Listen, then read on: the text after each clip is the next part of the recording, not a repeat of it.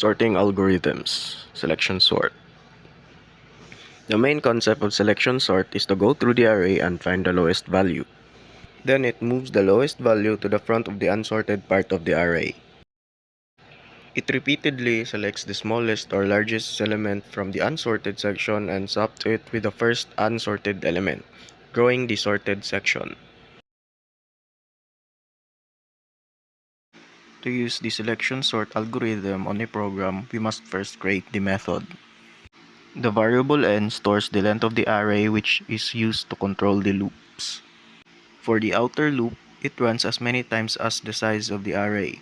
After each pass, the smallest unsorted element is placed at its correct position. In each pass, the minimum element from the unsorted subarray is found. Initially, the minimum index is set to I, which is the index of the first unsorted element. The inner loop checks each subsequent element, and if any element is smaller than the current value, then the minimum index is updated to the new minimum elements index.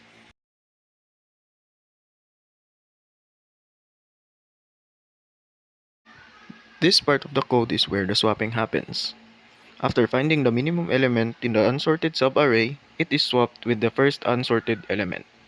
This ensures that after each pass, the smallest unsorted element is correctly placed in the assorted portion of the array. Next is the initialization of the array, the printing of the unsorted array. You can use any printing method you want to produce the desired output of your program.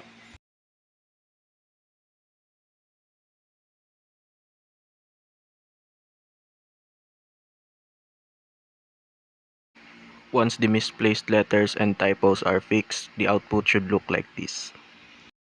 This is the selection sort algorithm. See you on the next tutorial.